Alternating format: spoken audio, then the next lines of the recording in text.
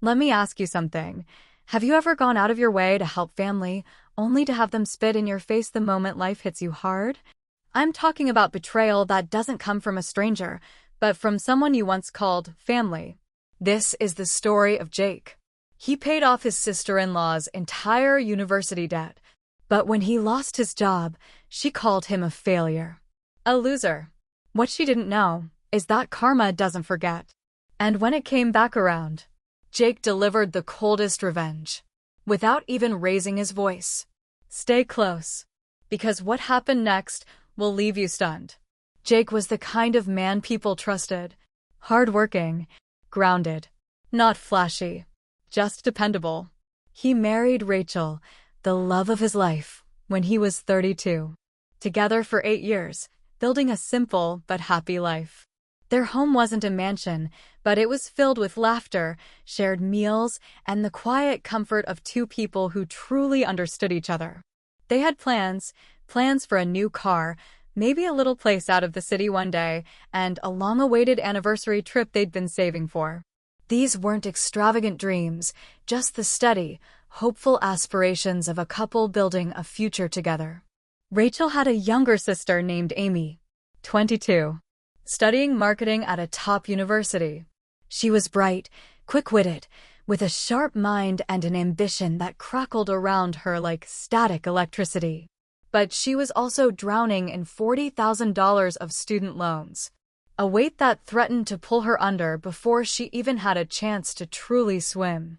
Their father had passed away when Amy was just a teenager. A void left in their small family, one that their mother had tried to fill by working 2 jobs, her hands rough, her shoulders often slumped with exhaustion, barely making ends meet. Amy's student debt wasn't just a financial burden, it was a constant, gnawing worry that shadowed her mother's already difficult life. Jake had no obligation to help. Legally, financially, he was in the clear. Amy was Rachel's sister, not his responsibility. But to him, Amy was family. He saw the potential in her, the spark that reminded him a little of Rachel's determination, and he saw the crushing weight of the debt that was dimming that spark. If she's got potential, why let debt hold her back? Jake told Rachel one night, the words soft but firm in the quiet of their living room. He'd been thinking about it for a while, watching Amy stress over part-time jobs and loan applications, seeing the worry etched on his mother-in-law's face. I can cover her loans. Let her graduate in peace. Rachel was stunned. Jake, that's so much money. Our savings. I know, he'd said, taking her hand. We can rebuild the savings. The car can wait. The trip, we'll take it. But this is a chance to really help someone we care about. To give Amy a real head start, free from that burden. And he did. He took from his own savings. Money meant for a new car and a long-awaited anniversary trip. He didn't hesitate. He didn't ask for fanfare. He just wrote the check. A single, life-altering amount that wiped away years of worry and struggle for Amy and her mother. He never asked Amy to sign anything. No interest. No payback schedule. Just trust.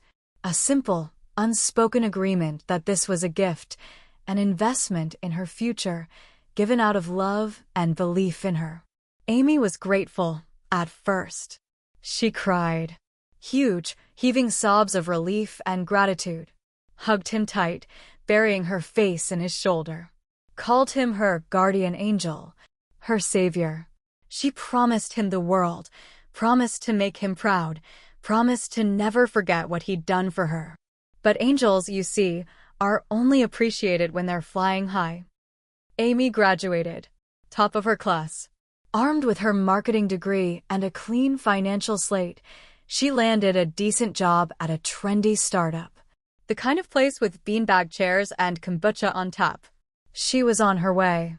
Slowly, subtly, things began to change. The grateful calls became less frequent. The heartfelt thank you faded into hurried mentions. Her social media, once a mix of study woes and hopeful dreams, transformed into a glossy showcase of a life she was rapidly building. She started posting lifestyle photos online, Yoga retreats, spa days, new handbags, expensive sushi. Each post a little snapshot of a world that felt increasingly distant from the one Jake and Rachel inhabited. Jake didn't expect her to pay him back immediately. That wasn't the point of the gift. He knew building a career took time, and he genuinely wanted her to succeed. But he did expect maybe a little acknowledgement. A thank you here. A quick call to say how work was going. A coffee, even. Just a small sign that she remembered the hand that had helped lift her up. Instead, she ghosted him. Birthday gifts stopped. No visits. No check-ins. Just silence. A silence that grew heavier with each passing month. Jake brushed it off. She's young. She's finding her way, he told Rachel, and perhaps, more importantly, himself. He made excuses for her, attributing her silence to the busyness of starting a new career, the excitement of a new life. He didn't want to believe that the gratitude had been so fleeting, that the promises had held so little weight. He told himself she was still the same Amy, just a little caught up in the whirlwind of success. Then came the layoff. Without warning, Jake's company, after 11 loyal years, let him go in a sweeping restructuring. It wasn't his fault. It wasn't personal. The market had shifted, the company was downsizing, and his department was eliminated. It was the brutal reality of the corporate world, a sudden, sharp shock that pulled the rug out from under his stable, dependable life. But it hit him hard. The security he'd built, the routine he'd settled into, the identity he'd found in his work, all of it was gone in an instant. The job market felt like a different country, hostile and unfamiliar. Doubt, a feeling he rarely entertained, began to creep in. Rachel was shaken, but supportive. She held his hand, listened, and reminded him of his strengths. She was his rock, his anchor in the sudden storm. Amy? She showed her true colors. The silence wasn't just busyness. It was indifference. And the moment she saw him falter, that indifference curdled into something far uglier.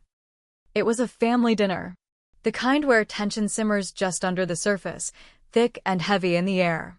Rachel's mother had insisted, hoping to bring everyone together, but the forced smiles and stilted conversation did little to bridge the growing chasm. Jake was quiet, tired, still reeling from the job loss. He'd been on countless interviews, sent out dozens of resumes, and faced a seemingly endless string of rejections. The initial shock had worn off, replaced by a weary frustration. He felt exposed, vulnerable, and the last thing he wanted was to be the subject of scrutiny. Amy walked in, a whirlwind of expensive perfume and designer labels, dressed head to toe in clothing that probably cost more than Jake's monthly rent. She exuded an air of effortless success, a stark contrast to Jake's quiet anxiety. She set her phone down on the table with a delicate click, the sound unnervingly loud in the tense silence. Then, she looked straight at Jake, a small, cruel smile playing on her lips, and said, "Still unemployed? Must be nice living off my sister's paycheck." The room froze. The casual conversation died instantly. Forks clattered against plates. Even Rachel's mom looked up in shock, her eyes wide with disbelief and disapproval. The air crackled with unspoken outrage. Jake kept calm. It was a skill he'd honed over the years, a quiet strength that rarely faltered. He took a slow breath, his gaze steady as he met hers. "I'm figuring things out. It's been a rough couple of weeks." He didn't want to escalate, not here, not now. He still clung to the hope that this was just a momentary lapse, a thoughtless comment born of immaturity. Amy laughed, a short, sharp sound devoid of humor. "Oh, please. You always acted like some big hero helping me with school. Like you were some kind of financial guru. But what now? You're a broke, middle-aged man who can't even pay rent." The words landed like blows. Broke, middle-aged, can't even pay rent. The casual cruelty of it was staggering. It wasn't just an observation, it was a deliberate attempt to belittle him, to cut him down, to erase the very act of generosity she had once called him an angel for. Rachel snapped, her voice sharp with anger. "Amy, that's enough." But Amy didn't stop. She was on a roll now, the dam of her long simmering resentment finally breaking. "What?" "It's true. Maybe if he spent less time playing savior and more time upgrading his career, he wouldn't be in this mess." Playing savior. The words echoed in Jake's head. Was that all it was to her? A game? A performance? Had she ever truly been grateful? Jake stood up, the scraping of his chair against the floor a harsh sound in the tense silence. He stood tall, holding back everything he wanted to say. The anger, the hurt, the sheer, crushing disappointment. He looked at Amy, really looked at her, and saw a stranger. The girl he'd helped, the sister-in-law he'd cared for, was gone, replaced by this cold, entitled woman.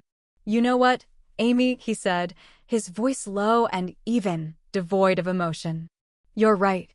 I am broke right now. I lost my job. Things are tough." He paused, letting the weight of his words hang in the air. "But I'd rather be broke and kind than rich and rotten." And he walked out, leaving behind the stunned silence, the simmering tension, and the woman who had just revealed the true cost of his generosity. Jake moved into a small apartment that same week. A temporary measure, he told himself. A place to figure things out. He didn't want Rachel to see him spiral. He didn't want her to witness the depth of his frustration, the sting of Amy's words, the quiet fear that gnawed at him in the dark hours of the night. They were still together, stronger than ever in the face of this new challenge, but he needed space to fight this battle on his own. He took freelance gigs, anything to stay afloat. Copywriting, web design, social media consulting. He leveraged every skill he had, working long hours for clients who paid a fraction of his previous salary. It was a grind, a constant hustle, but it kept him busy, kept his mind off the biting words and the crushing uncertainty. Nights turned into study marathons. He devoured online courses, read industry blogs, and steeped himself in the latest digital marketing trends. He saw an opportunity in the rapidly changing landscape, a chance to build something new, something that was entirely his. Days into tireless networking. He attended online seminars, reached out to old contacts, and built new connections, slowly but surely laying the groundwork for his next move. And slowly, Jake started building something. It started small. One client turned into 3. 3 turned into 10. He wasn't just doing freelance work anymore. He was building a reputation, a portfolio, a business. And within a year, he had his own digital marketing agency. It wasn't easy. There were setbacks, long nights fueled by coffee and determination, moments of doubt that whispered insidious fears in his ear. But he persevered. He hired a small team, a group of equally driven individuals who believed in his vision. 6-figure contracts started rolling in. International clients sought out his expertise, all from scratch. From the ashes of a layoff and the sting of betrayal, he had built something remarkable. He never bragged, never posted. He didn't need external validation. He just built. Brick by brick, success by success, he created a new foundation for his life, one that was stronger and more resilient than the last. 5 years later, Jake and Rachel were back together, stronger than ever. The small apartment was a distant memory. They were living in a house they owned, the kind of place they had only dreamed of during those lean months. Their lives were full, not just with financial security, but with a deeper appreciation for each other and the resilience they had found together. Then came the call. An inquiry from a luxury property firm. They were looking to overhaul their entire brand, marketing, web presence, social strategy. It was a massive project, a game changer for any agency. Jake's agency was selected. They had a proven track record, innovative strategies, and a reputation for delivering results. The firm assigned a consultant to coordinate, a liaison between their internal team and Jake's agency. Someone to manage the communication, track progress, and ensure everything ran smoothly. Guess who that was? Amy. Jake found out the night before the first meeting. He was reviewing the project brief, scanning the names of the key contacts, and there it was. Amy Johnson, consultant, the luxury property firm. A slow smile spread across his face. It wasn't a malicious grin, not a smile of petty triumph. It was something far more complex, a mix of irony, satisfaction, and a quiet sense of justice. "Let's see if she still thinks I'm a loser," he murmured to himself. He didn't tell Rachel immediately. He wanted to see how this would play out. The universe, it seemed, had a sense of humor, a long memory for debts, both financial and emotional. The conference room was sleek and modern, all glass and polished chrome. Amy strutted in, high heels clicking on the floor, a designer briefcase in one hand and a clipboard in the other. She exuded the same air of confidence and success she projected on social media, her expression one of cool professionalism. Until she saw Jake. He was already seated at the head of the table, his team arranged around him. He looked calm, collected, and completely in control. Her confident stride faltered. Her jaw tightened. The carefully constructed mask of professionalism slipped, revealing a flicker of shock, then something that looked suspiciously like fear. "What are you doing here?" she demanded, the question sharp and accusatory, as if he had somehow crashed a private event. Jake smiled politely. It was a genuine smile, not mocking, but carrying the weight of years of hard work and quiet victory. "Oh, I'm leading this project," he said, his voice smooth and even. "CEO of the agency." The color drained from her face. It was as if someone had flipped a switch, extinguishing the light and leaving behind a pale, stunned emptiness. Her eyes widened, darting around the room as if looking for an escape route. Jake's team, unaware of the history between them, began the formal introductions, listing his accomplishments and the agency's successes. Amy tried to act unfazed, but her voice cracked when she had to respond. Her notes were shaky, her hands trembling slightly as she fumbled with the clipboard. The effortless confidence had vanished, replaced by a visible unease. "And Jake?" He didn't say a word about the past. No jabs. No smirks. No mention of student loans or loser comments. He didn't need to. His presence, his success, spoke volumes. He conducted the meeting with quiet, professional efficiency. He outlined the project plan, introduced his team, and answered questions with clarity and expertise. He treated her exactly like any other junior consultant on the client's side. He listened when she spoke, addressed her questions professionally, and gave her tasks as required. There was no favoritism. And no forgiveness either. The past wasn't brought up, but it wasn't forgotten. It hung in the air between them, an invisible force that shaped every interaction. Amy was sloppy. Whether it was the shock of seeing Jake, the pressure of the high-stakes project, or simply a reflection of her true work ethic when faced with a challenge, she was not performing. She was late to meetings, missed deadlines, cut corners, submitting work that was subpar and incomplete. Jake watched, quietly. He didn't interfere with her work directly, but he documented everything. Every missed deadline, every incomplete task, every instance of unprofessional behavior. He wasn't looking for revenge in the traditional sense.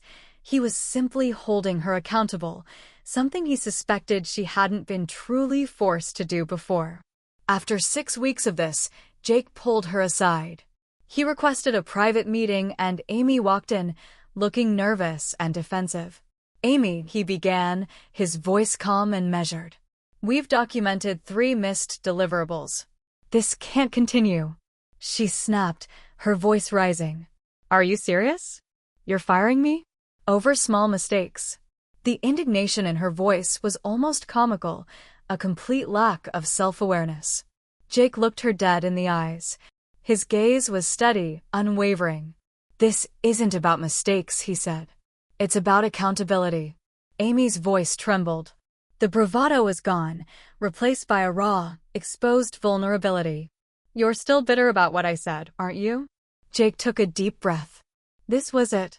The moment he could unleash years of pent-up frustration, the opportunity to cut her down the way she had cut him. But that wasn't his way. That wasn't the victory he sought. "No, Amy," he said, his voice soft but firm. "I'm just finally giving you what you gave me, consequences." He ended her contract. Not with cruelty. Not with a shouting match or a triumphant speech. With clarity. He laid out the documented instances of her poor performance, explained that her work was not meeting the required standards, and terminated the agreement. It was a business decision, presented professionally and without emotion. The coldest revenge wasn't loud or dramatic. It was quiet, precise, and undeniably effective. Months passed. The project with the luxury property firm was a resounding success. Jake's agency thrived, taking on bigger clients and more complex projects. Life had moved on. One evening, Jake received a letter. Handwritten. The envelope was simple, the handwriting unfamiliar at first. He opened it and began to read. It was from Amy. "Dear Jake," the letter began. "I don't expect you to read this. I don't expect forgiveness. But I needed to write it." She wrote about the years after graduation, the pressure to succeed, the shallow validation of social media. She wrote about how the debt relief had felt like a magic trick, a problem that had simply vanished, without her ever truly appreciating the depth of the sacrifice made for her. "I didn't realize how entitled I had become," she wrote. "I treated you like a safety net and mocked you when you fell. It was easier to see you as a loser than to face the fact that I had become someone who could treat kindness with such contempt."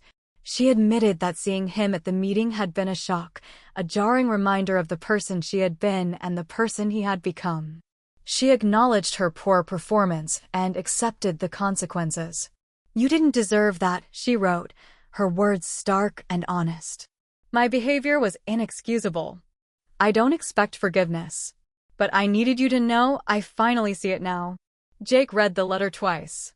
He saw the raw honesty in her words, the dawning realization of her own flawed character. He saw a flicker of the girl she once was, the one who had cried in his arms and called him her guardian angel. He folded it carefully and placed it in a drawer. Not to forget, but to remember how far he'd come. Not just in his career, but in his ability to face adversity with grace, to build success from failure, and to deliver justice without sacrificing his own integrity. Family isn't who you're born to.